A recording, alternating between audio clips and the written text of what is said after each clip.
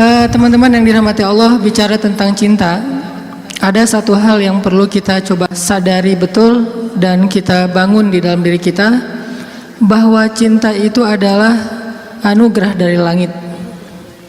Cinta itu adalah anugerah dari langit. Bahwa cinta itu adalah pemberian dari Allah Subhanahu wa taala. Dan gak mungkin Allah memberikan rasa cinta yang membuat seorang hamba bertambah dosa, itu gak mungkin. Yang menambah dosa, yang menambah kejauhan kita dari Allah Subhanahu wa taala pasti bukan cinta. Jadi kalau ada rasa yang buat kita gak khusyuk dalam sholat, pasti bukan cinta. Kalau ada rasa yang bikin kita jadi sakit hati, pasti bukan cinta. Kalau ada rasa yang kemudian bikin kita malah melakukan perbuatan-perbuatan yang Allah nggak suka, pasti bukan cinta. Itu disebut dengan wasawisus syaitan yang ada di dalam hawa nafsu manusia.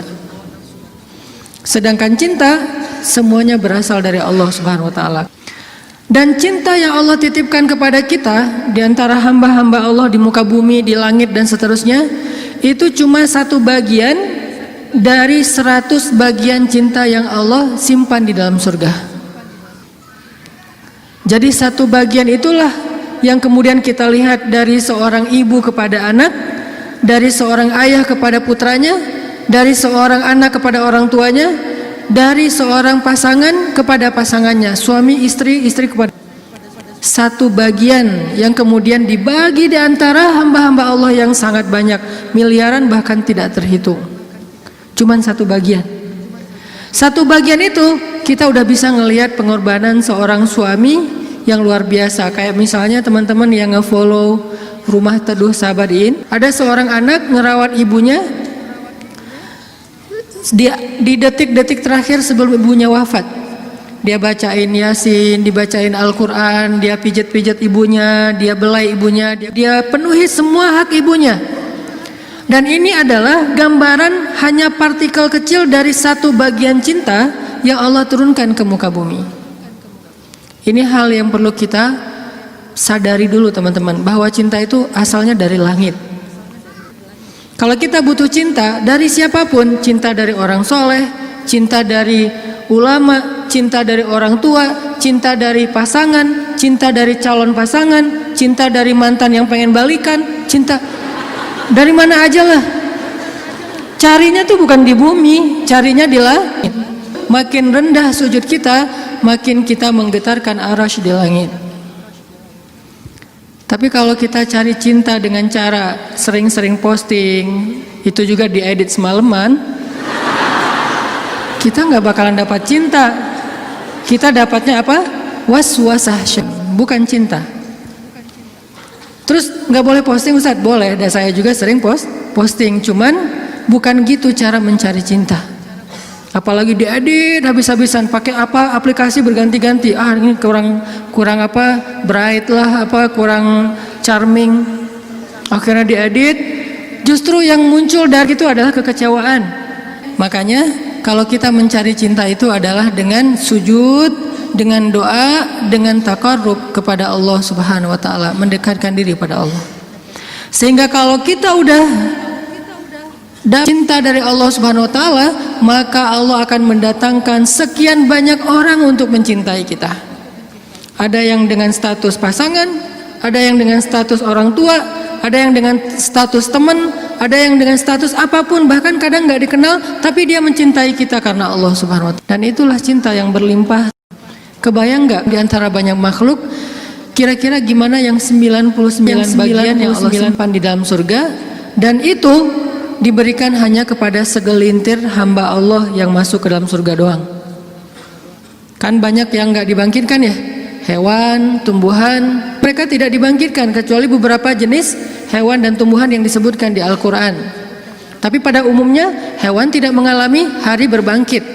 Jadi tidak ada hewan yang mendapatkan 7 golongan hewan yang dapat naungan di padang mahsyar, gak ada itu. Yang ada manusia. Kalau hewan ngikut manusia, kalau dia berjasa dalam dakwah manusia dia terlibat. Tapi pada umumnya hewan dan tumbuhan itu tidak dibangkitkan. Padahal jumlahnya miliaran. itu adalah satu cinta dibagi rata. Gimana 9 cinta dibagi kepada sedikit hamba Allah Subhanahu wa taala. Makanya Allah mengatakan di dalam surga itu la khaufun 'alaihim wa la hum yahzanun. Di surga itu tidak ada rasa takut, tidak ada rasa kecewa. Nggak ada lagi di surga itu adegan live group, itu udah nggak ada. Di surga itu nggak ada grup yang nge-live kita, kan lebih sakit ya di live sama grup. Kalau kita nge-live grup masih mending. Kalau grup yang nge-live kita, gimana caranya? Tiba-tiba grup sepi, nggak ada broadcast, nggak ada chat. Ternyata mereka bikin grup baru, kita doang yang nggak di-invite. Itu di akhirat udah nggak ada, di surga live group, di live sama grup. Di surga itu udah nggak ada bulian. Kenapa nggak ada bulian? Karena udah nggak ada jomblo. Selama masih ada jomblo, semangat nih kalau udah bab kayak gini. Saya bukan mau menzolimi teman-teman gara-gara sering ngebully jomblo. Enggak, saya nggak ngebully, saya cuma empati doang. Kasihan sih. Kasihan boleh ya. Sebagian doang, yang lain insya Allah gua mah kasih aja Ustadz sebagai single villa gitu ya, nggak masalah. Cuman ada sebagian yang mungkin masih berat menjadi seorang yang apalagi baru aja kemarin diputusinnya dengan bahasa yang nggak enak lah gitu. Kita adik kakak aja ya, kan nggak enak tuh. Tahu nggak teman-teman, ada cara mutusin yang lebih kejam dari itu. Kan yang biasa tuh kita temenan aja ya gitu ya, atau kita adik kakak aja. Ada nggak orang yang diputusin sama pasangannya, dibilang kamu tuh jadi ibu saya aja ya, kamu tuh seperti ibu buat saya? Ada. Dalam bahasa fikih disebut dengan zihar.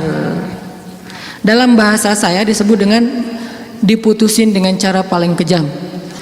Di mana ayat zihar? Nanti coba teman-teman kita baca satu ayat aja di dalam surat Al-Mujadilah. Teman-teman bisa buka mushaf Al-Quran. Kita coba buka surat Al-Mujadilah, surat 58. Surat Al-Mujadilah ayat 1. Ini salah satu ayat diputusin di dalam Al-Quran. Dan diputusinnya dengan cara yang paling kejam menurut Al-Quran. Saking kejamnya Allah kasih semacam punishment buat yang mutusin dengan cara harus berpuasa selama 2 bulan berturut-turut. Jadi kan kamu dan saya jadi anak sama ibu ya, berarti dia harus berpuasa 2 bulan berturut-turut. Kenapa? Kejam banget. Dan Khawlah bintu Sa'labah yang disebutkan di dalam ayat ini pernah digituin sama suaminya. Dulu ketika dia masih muda, suaminya meminang dia, menikahinya. Setelah Khawlah menjadi tua, suaminya kemudian jadi marah-marah kepada Khawlah dan mengatakan, pokoknya buat saya kamu itu seperti ibu. Ini bahasa zihar kalau dalam bahasa fikih, atau diputusin kalau dalam bahasa kita. Diputusin oleh suami sendiri dengan kata-kata kamu itu seperti ibu buat saya. Akhirnya Khawlah bintu Sa'labah sedih banget. Khawlah sedih luar biasa.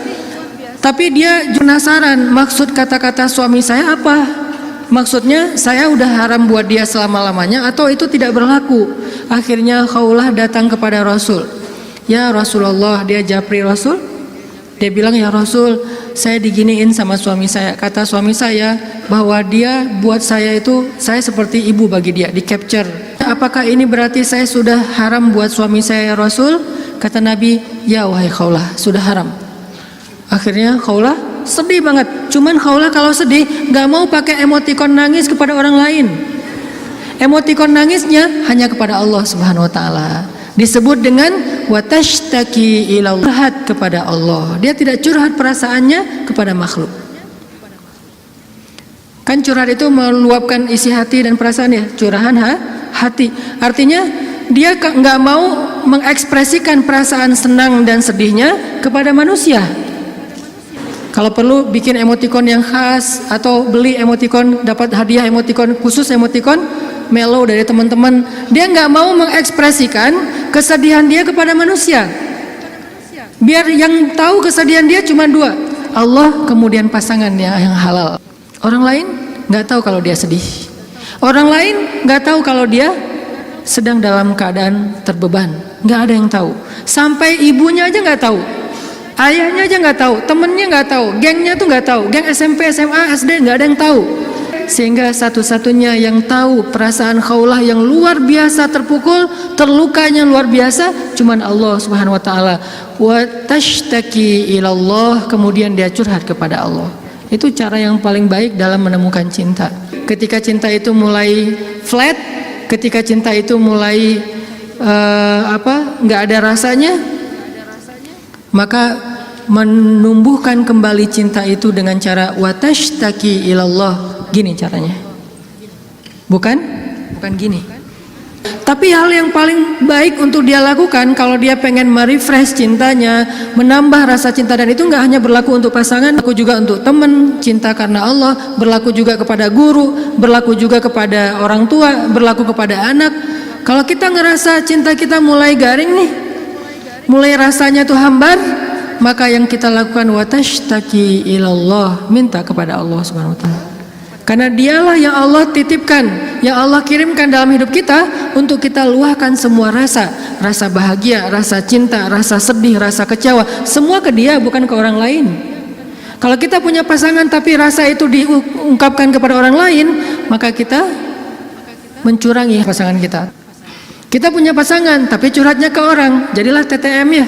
Ini berarti kita curang, nggak fair sama pasangan kita. Toh kita juga nggak mau digituin oleh pasangan kita kan? Terus apa yang harus kita lakukan? Kalau kita ngerasa pasangan kita nggak pengertian, ada zat yang maha pengertian untuk kita curhat kepadanya. Kenapa harus orang lain? Dan Allah nggak akan pernah ngebocorin curhat kita ke siapa-siapa, teman-teman. Allah sebaik-baik penjaga rahasia. Dan Allah senang banget dengar curhat kita. Beda dengan orang. Kalau orang teman siapa gitu dengar curhat kita, misalnya kita telepon. Kita telepon di loudspeaker sama dia, ditaruh di meja, terus dia ngapa-ngapain ya? Kita ngomong panjang lebar, pas udah lama nggak dapat respon, kita nanya, kamu dengar nggak sih? Dia langsung lari. Ada yang lebih parah lagi tuh, bukan cuma di loudspeaker, kita baru mulai curhat, dia balik curhat. Aku habis dimarahin sama suami aku. Wah, laki-laki itu emang kayak gitu. Gue juga tiap hari dimarahin. Tahu nggak gimana cara dimarahin? Panjang tuh. Akhirnya malah dia yang curhat. Kita curhat, dia jadi dapat banyak info, akhirnya dia nikung. Oh, parah banget ya. Pernah ditikung sama teman curhat? Ada sahabat Nabi yang pernah ditikung. Ditikung fisabilillah. Namanya Abu Darda. Abu Darda, temenin aku dong. Ngapain? Ngelamar seorang perempuan, seorang cewek, soleha, hafizah, cantik, terpelajar. Kayaknya nih calon makmum ideal banget. Kenapa ideal? Yang salah baca ketika sholat dia bisa benerin. Tapi insya Allah imamnya nggak bakal salah baca. Kalau yang dibacanya Al-Ikhlasnya. Gua mah pede nggak nyari makmum yang hafiz-hafiz banget. Kenapa? Karena kalau ngimamin surat Al-Ikhlas jadi nggak pernah salah. Salman ngajak Abu Darda. Abu Darda nemenin datang ke rumah cewek itu. Pak, saya mewakili Salman, pengen ngelamar anak bapak, putri bapak. Kata bapak ini, ya udah saya tanyain dulu ke putri saya, kalau dia setuju nanti saya nikahkan kalian. Harus nanya dulu ke perempuannya, ke putrinya, karena nggak boleh nikah paksa dalam Islam. Sama dengan nggak boleh menghalangnya yang sudah punya niat baik untuk menikah. Sama dengan kita menghalang-halangi anak kita untuk datang ke masjid beribadah. Calon mertua. Nggak boleh menyusah-nyusahin anak kita yang pengen beribadah. Apa ibadahnya? Nikah. Bukankah nikah itu setengah dari agama?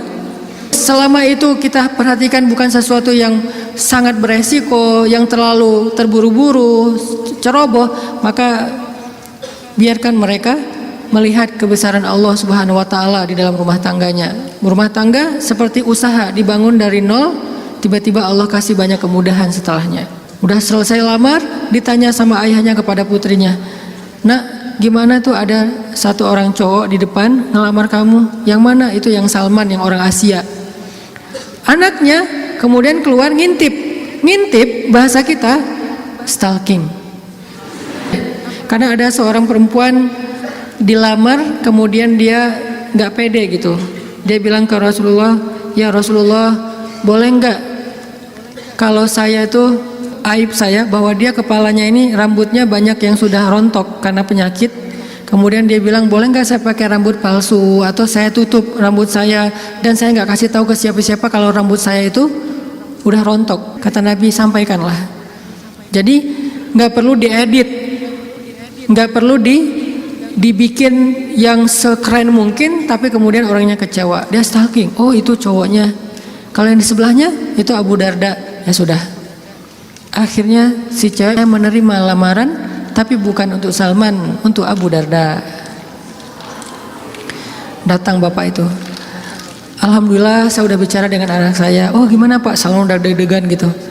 Sabar ya Salman, ternyata anak saya belum berkenan untuk menikah dengan Salman. Oh nggak apa-apa Pak, cuman anak saya ternyata ridho menikah.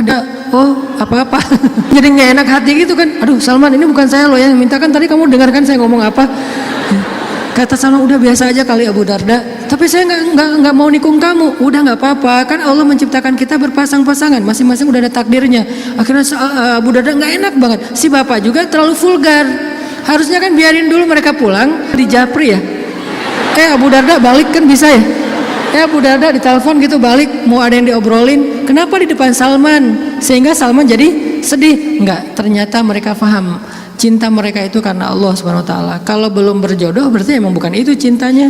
Dan mereka tidak akan memberikan hatinya, karena hati itu satu-satunya organ di datu yang paling berharga, dan dia nggak akan ngasih kecuali kepada orang yang sudah berakad, saya terima nikahnya, dan kemudian dikatakan oleh saksi sah. Kecuali saksinya mantan, itu nggak bakalan sah. Saya terima nikahnya, gimana saksi? Belum. Oh ya, ulangi lagi. Udah 100 kali, belum aja. Kenapa? Saksi nggak bisa move on. Yang lebih berat tuh bukan saksinya yang mantan, KUA-nya yang mantan, tuh parah tuh. Ini kenapa ya persyaratan nggak ada yang lengkap ya? Semuanya persyaratan kurang aja gara-gara KUA-nya adalah mantan. Nauzubillah lah ya. Kan pernah viral tuh di Instagram yang seseorang ngelakuin kriminal kemudian disidang. Kebayang nggak sih pas lagi disidang gitu ternyata ketua majelis hakimnya itu mantan kita. Wah, jadi kamu setelah putus dari aku jadi gini? Iya, aku nggak bisa hidup lagi tanpa kamu. Ya udah apa? Kamu saya vonis menikah dengan saya. Nggak penting juga. Nah akhirnya kita balik lagi ke cerita Khawlah. Khawlah curhat kepada Allah. Ketika ada masalah, Khawlah bilang, ya Rabbi ilahi. Dia curhat, dia nangis, dia habis-habisan hanya di hadapan Allah saja. Ketika di hadapan manusia, dia nggak mau menunjukin dirinya lelah di hadapan manusia. Dia nggak mau menunjukin dirinya fragile di depan manusia. Dia hanya menunjukkan kelemahan dirinya di hadapan Allah. Allah ilahi, saya fakir sedangkan engkau maha kaya. Saya lemah sedangkan engkau maha perkasa. Saya bodoh sedangkan engkau maha bijaksana. Saya bingung sedangkan engkau maha tahu segala-galanya. Kita tunjukkan semua kelemahan kita, curhatnya kepada Allah, jangan kepada makhluk. Dan Allah senang banget dengar curhat hambanya. Apa nama Allah yang maha mendengar? Sami'un. Allah itu nggak pernah lelah mendengar curhat, doa, dan semua isi hati hamba-hambanya ketika mereka berbicara kepada Allah. Ya Allah, ya Allah. Setiap hari kita berdoa kepada Allah dengan doa yang sama, Allah nggak pernah bosan. Makanya Allah As-Sami', yang maha mendengar. Makin panjang curhat kita, Allah makin sayang sama kita. Beda kan sama orang, makin panjang curhat kita, makin ditandain besok-besok kalau kita telepon nggak akan diangkat lagi. Pura-pura sibuk lah, terus kalau kita WA japri gitu nggak dibaca-baca, pura-pura tadi tinggalan handphonenya apa segala macam. Karena gitu kita mau curhat, bukannya Allah mendengar doang, malah Allah mendatangi kita. Wa idza salaka ibadi anni, kalau hambaku bertanya kepadamu, di mana Allah? Saya pengen curhat. Wa idza salaka ibadi anni fa inni qarib, aku dekat. Artinya ketika kita pengen curhat, Allah mendatangi kita. Kadang-kadang kita nggak pengen curhat aja, Allah mendatangi kita karena pengen dicurhatin. Kan baik banget Allah tuh. Padahal kan yang butuh kita ke Allah, bukan Allah butuh kita. Tapi karena saking pemurahnya Allah, dari arasy-Nya turun ke langit dunia. Setelah turun ke langit dunia, Allah bertanya, hal min dhi hajah, ada enggak hamba-hambaku yang butuh pertolongan? Allah manggil-manggil kita tuh di langit dunia tuh. Allah manggil-manggil kita, kita tidur. Ilfil nggak Allah? Besok datang lagi. Hal min dzi haja, ada nggak hamba-hambaku yang butuh pertolongan? Masih tidur. Ilfil nggak? Besok datang lagi, dan itu berlaku dari sejak Allah menciptakan manusia sampai hari kiamat. Nggak pernah Allah ilfil sama kita. Inilah tempat curhat yang paling baik. Hanya ada dua, satu kepada Allah, kedua kepada pasangan. Kalau tidak ada pasangan, bolehlah sesekali kepada orang tua. Tapi kadang-kadang harus dibatasi juga. Karena ada hal-hal yang kalau kita sampaikan kepada orang tua, pasangan kita nggak ridho. Ketika kita ngomongin ke ibu kita, mungkin pasangan kita menjadi malu karenanya. Masalah nafkah mungkin. Kan itu harga diri suami banget ya. Kalau seorang istri kemudian curhat ke ibunya, ya AA ngasihnya kurang terus setiap bulan. Kan dia jadi malu nih. Ada hal-hal yang suaminya akan malu dan gak rela. Terus kepada siapa yang insya Allah suami kita gak malu? Kepada Allah. Ya Allah, suami saya ngasih nafkah kurang terus udah berapa bulan. Saya sih berharap gak usah banyak-banyak ya Allah, 30 juta aja sebulan. Ini masih kurang 29 juta, kurang sejuta curhat ya. Karena suami kita juga curhatnya ke Allah. Ya Allah, saya pengen nambahin nafkah buat istri saya. Ya Allah, ya Allah, ya Allah. Dua-duanya curhat nih. Kalau perlu curhatnya sambil pegangan tangan, kan seru tuh. Coba kalau masih sendiri, pegangan tangan siapa? Gini-gini. Mana ya tangan? Loh, sholat tahajud berdua sama sendiri. Kalau sendiri, yang banguninnya alarm, nggak enak banget tuh. Ring, apa sih berisik? Tapi kalau udah berpasangan, yang banguninnya suara lembut. Kang, bangun. Akhirnya makin tidur. Ini tapi bukan fikih ya. Ini iseng-isengan saya doang nanya ke istri saya. Yang kalau kita sholat tuh boleh nggak sih gandengan? Istri saya nanya, gandengan gimana? Jadi kita tengah malam tuh nanya kayak gituan. Gandengan gimana? Gini, jadi kita takbir terus boleh nggak sih kayak gitu? Nanya ya. Tapi kalau deketan boleh kan? Boleh. Ya udah deketan lagi dong. Lagi bisa nggak ngomong kayak gitu ke teman kos-kosan? Deket lagi dong. Bahaya. Makanya teman-teman curhat sama Allah SWT. Analogi dan contoh kasusnya mungkin masalah cinta dengan pasangan ya. Tapi moral of the story-nya itu bisa kita pakai dalam apa aja.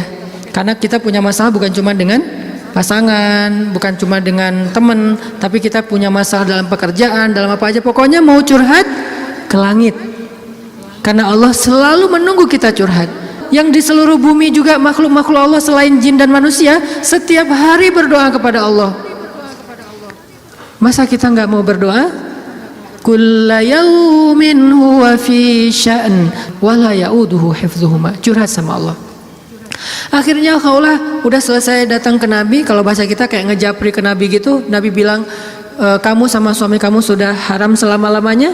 Karena zihar itu adalah tradisi Arab jahiliyah. Kamu buat saya seperti ibu. Itu tradisi Arab jahiliyah yang nggak baik banget, sangat-sangat tidak adil kepada perempuan. Jadi ini salah satu ayat bukti bahwa Al-Quran itu benar-benar turun untuk mengangkat kehormatan perempuan. Karena tradisi Arab jahiliyah, kalau dia udah mulai bosan sama istrinya, langsung dia ceraikan seumur hidup. Kenapa seumur hidup? Biar nggak dapat waris, biar nggak ada tanggung jawab apa-apa, nafkah segala macam. Kan curang banget kan? Dinikahi ketika muda, pas udah tua diceraikan tanpa ada harapan warisan dan nafkah lagi selama-lamanya. Ternyata Khawlah nggak berhenti dengan bertanya kepada Nabi doang, dia minta kepada Allah. Tadinya nggak ada loh fikih zihar di dalam Islam tuh nggak ada syariat hukum tentang bab zihar di dalam Islam, baru ada setelah Khawlah curhat. Jadi bisa dibilang beberapa syariat Islam itu muncul hasil dari curhat-curhat para hamba. Apa arti al-mujadilah? Perempuan yang sedang curhat. Ini surat curhat di dalam Al-Quran. Akhirnya turun ayat, Allah sudah mendengar pembicaraan kalian berdua, Allah tahu banget isi japri-japrian kalian. Kemudian Allah mengatakan zihar itu adalah dosa besar. Dan orang yang melakukan zihar tidak berlaku untuk istrinya. Tapi dia wajib menebus dosa itu dengan cara berpuasa 2 bulan berturut-turut. Suami dari Khawlah orang yang sudah sangat tua. Nabi panggil dia ke sini.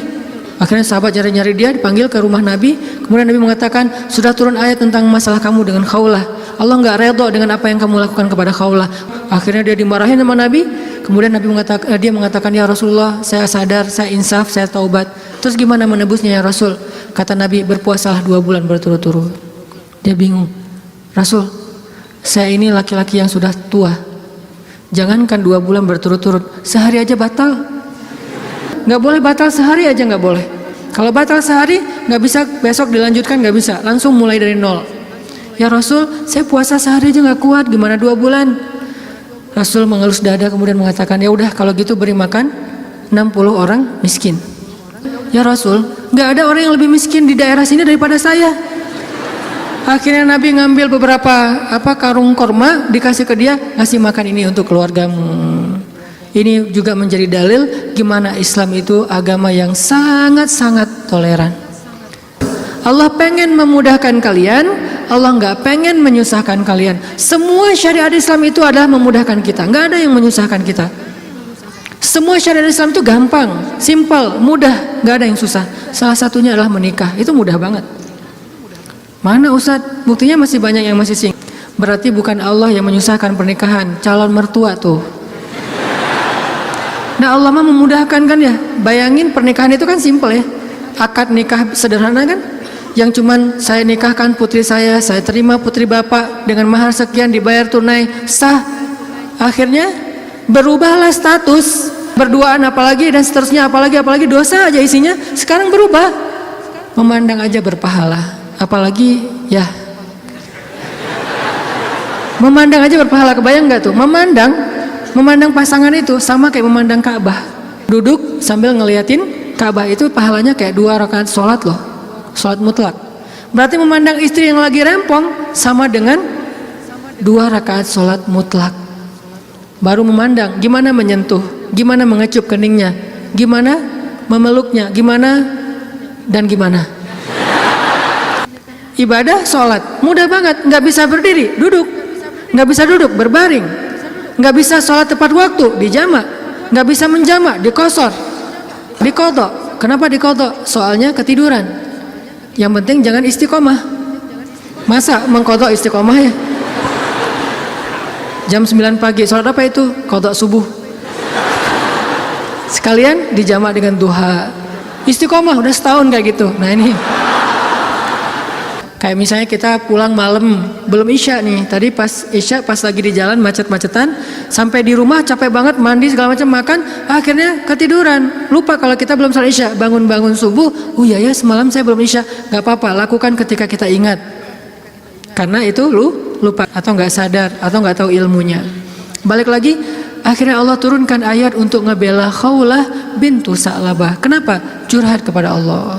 Jadi butuh cinta, butuh ditambahkan rasa cinta, butuh diharmoniskan perasaan cintanya, minta kepada Allah karena cinta itu dari Allah Subhanahu wa taala, bukan dari makhluk. Hati kita itu ada di antara jemarinya Allah, ada di dalam genggamannya Allah. Kadang-kadang kita sendiri nggak berkuasa untuk nolak apa yang diinginkan oleh hati kita sendiri loh. Dan saya ngebuktiin banget, saya sering bilang saya itu bukan tipe istri saya banget. Ada 4 hal yang istri saya nggak mau, 4-4-nya ada di saya. Ketika sebelum ketemu saya, pokoknya saya nggak mau ini, aduh nggak mau banget deh, nggak banget deh. Makanya jangan gampang nyumpahin ya. Nanti malah dikasih seperti yang kita sebutin. 4 hal yang saya nggak pengen banget ada suami saya yang 4 ini, ternyata pada diri saya ada 4-4-nya. Ya Allah, tundukkanlah hatinya untukku, ditundukkan. Kok saya nggak bisa nolak kamu? Ya kuat-kuatan doa kan. Dia berdoa, ya Allah please jangan orang itu, ya Allah please yang dia. Kuat-kuatan doa, ya Allah jangan orang itu, please jangan orang itu, ya Allah please dia aja, jangan yang lain. Ustadz dilawan ya. Doa. Jadi minta sama Allah itu gampang banget loh. Hidup kita tuh cuma masalahnya cuma gini doang. Buat saya hidup saya itu modalnya bukan duit, bukan teman, walaupun itu semuanya penting dan berharga, tapi modal paling penting dalam hidup saya itu ini. Makanya saya nggak mau sama sekali menggadaikan doa dengan makanan yang syubhat dan haram, nggak mau saya.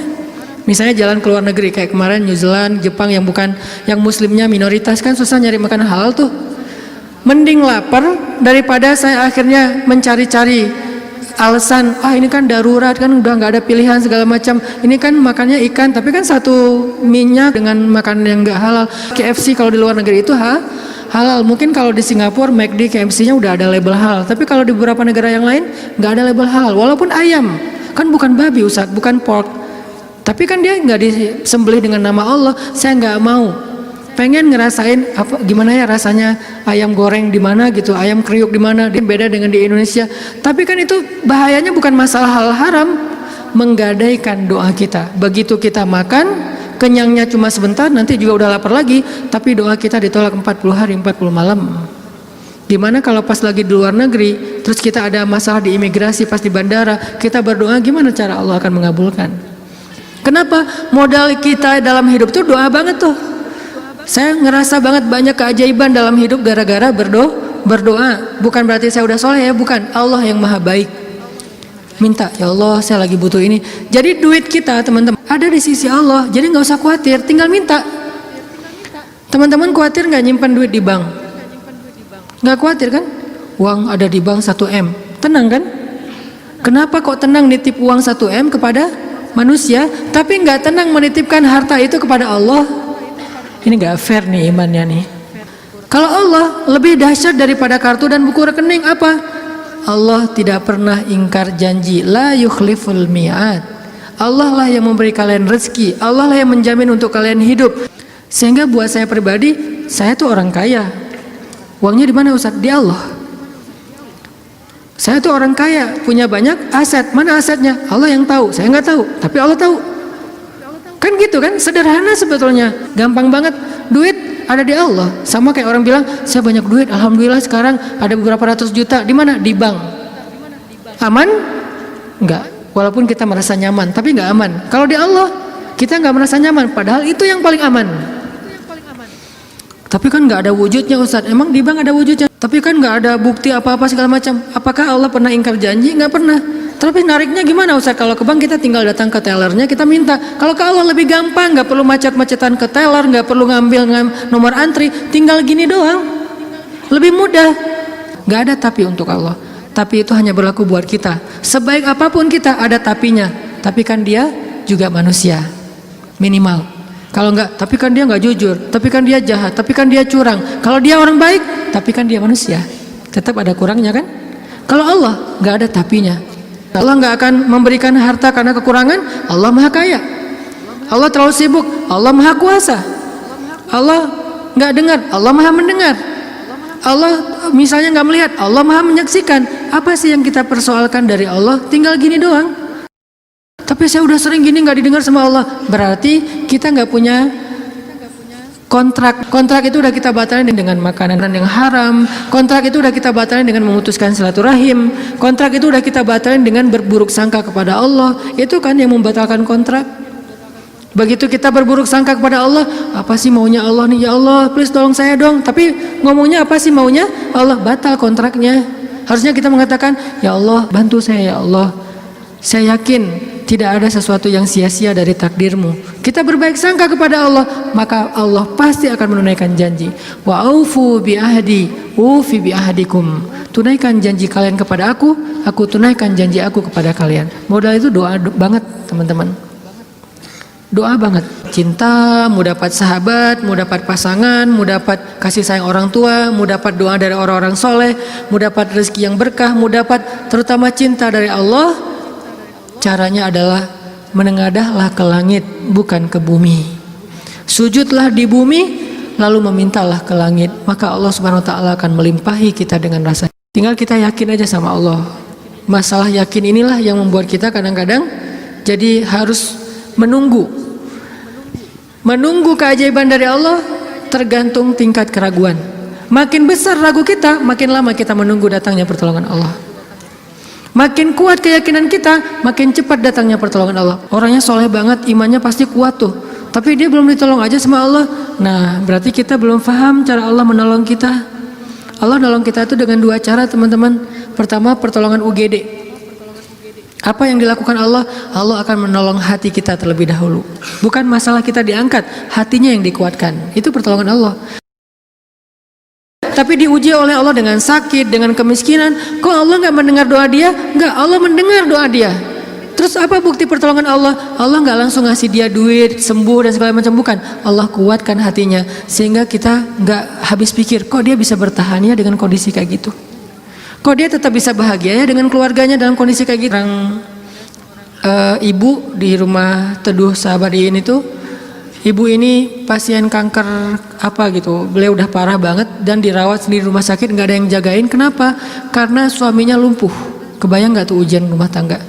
Anaknya masih kecil-kecil, salah satu anaknya tuh SMA ngurus ayahnya, sementara suaminya lumpuh udah nggak bisa ngapa-ngapain, maaf. Buang air kecil, air besar di tempat tidur, semuanya di tempat tidur, nggak berdaya. Istrinya kanker stadium lanjut, dirawat di rumah sakit Hasan Sadikin, tapi nggak dapat kamar sehingga harus bolak-balik. Kalau bolak-balik ke rumah jauh, akhirnya tinggal di rumah teduh. Cuman yang pertanyaan istri saya agak heran, udah berapa lama suaminya lumpuh? Udah 3 tahun. Istri saya ngelihat anaknya baru setahun. Loh, anaknya baru setahun ya? Iya. Suaminya udah lumpuh 3 tahun. Terus gimana caranya? Maksudnya masih bisa dikasih keturunan, yang penting jangan dibayangin aja. Nggak boleh ngebayangin. Kita hanya ngebahas hikmah. Kok bisa ya? Masya Allah, luar biasa ya. Allah masih tetap ngasih kebahagiaan kepada mereka, anak bayi sebagai hiburan buat mereka. Kalau suaminya lagi kangen anaknya dibawa ke rumah. Kalau istrinya lagi kangen dibawa ke rumah sakit. Ganti-gantian, penyejuk hati mereka.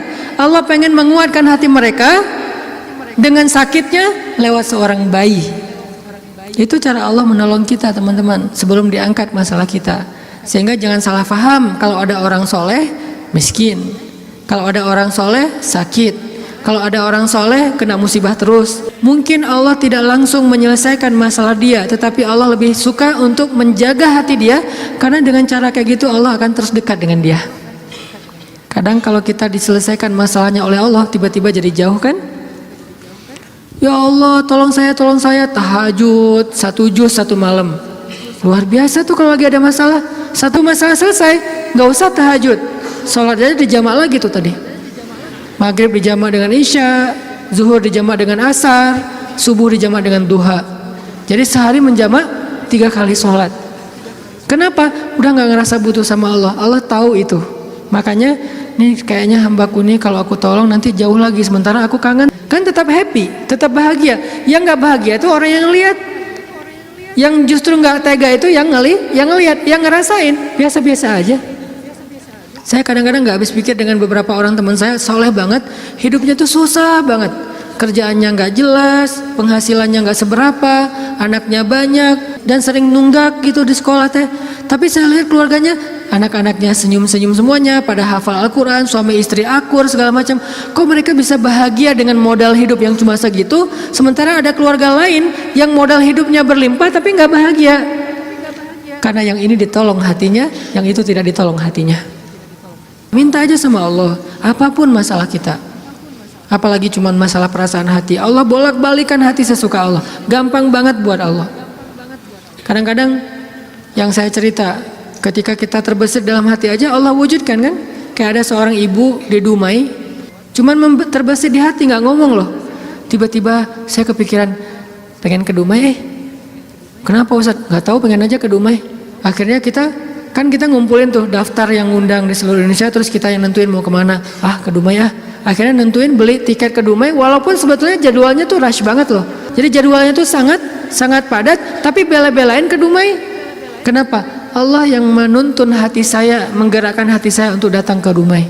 Begitu saya sampai di Dumai, ternyata Allah men-setting beliau yang menjemput kita di bandara, lalu satu mobil, kata beliau, inilah batin saya sebulan yang lalu. Allah ngasih bukan cuma di sebuah talim, satu mobil bisa curhat masalahnya. Bukan saya soleh, bukan, dianya yang solehah. Allah yang maha baik. Dan kita bisa banget. Jadi kalau orang bisa datang ke kita lewat doa, berarti jodoh juga bisa datang ke kita lewat doa. Tinggal kuat-kuatin aja doanya kayak tadi. Saya pernah satu raudhah dengan seorang calon pejabat ya. Satu raudhah, dia lagi umroh, saya juga lagi umroh. Kita satu karpet hijau tuh raudhah. Kebenaran saya tahu beliau dan gak setuju dia menjabat karena banyak mudaratnya daripada manfaat. Dan saya tahu karena mau menjabat waktu itu, dan saya tebak-tebak aja nih kayaknya doanya supaya dia dipilih nih. Dia doa di sebelah saya juga doa di sebelah dia. Saya doanya pas dengerin kayaknya khusyuk banget doanya, nangis-nangis itu. Ya Allah, tolong jangan kabulkan doa orang di sebelah. Karena mudaratnya lebih banyak, saya nggak rela banget dia yang berkuasa karena bahaya banget. Jelas doa itu yang paling luar biasa. Sama kayak kita menjalani hidup, ada masalah dikit tinggal gini kan. Sama kayak kita ada asuransi, ada masalah dikit tinggal klaim. Cuman ngeklaim asuransi kan lama nih. Kita harus bayar 200.000 dulu, kita harus ada prosesnya dulu. Kalau ke Allah, kenapa kita ngeluh? Kok lama banget ya Allah, kok lama banget? Enggak, kalau kita yakin akad kita dengan Allah di sini. Makin kuat di sini, makin cepat Allah menolong kita, dan itu ajaib banget. Saya nolak kalau misalnya Allah mau mendatangkan sesuatu dalam hidup saya, gimana pun ditolak tetap akan datang. Tetap akan ketemu. Alam yajidka yatiman fa'awa wa wajadaka dhallan fahada wa wajadaka ailan fa'aghna. Itu yang jadi modal kita. Bukankah dulu kita pernah ngalamin masa-masa sendiri kemudian Allah beri kita keluarga, masa-masa ketika kita bingung Allah beri kita petunjuk. Fa ammal yatima fala taqhar wa ammas sa'ila fala tanhar wa amma bi ni'mati rabbika fahaddis. Apa maksud wa amma bi ni'mati rabbika fahaddis? Nikmat Tuhanmu itu dibicarakan. Maksudnya apa?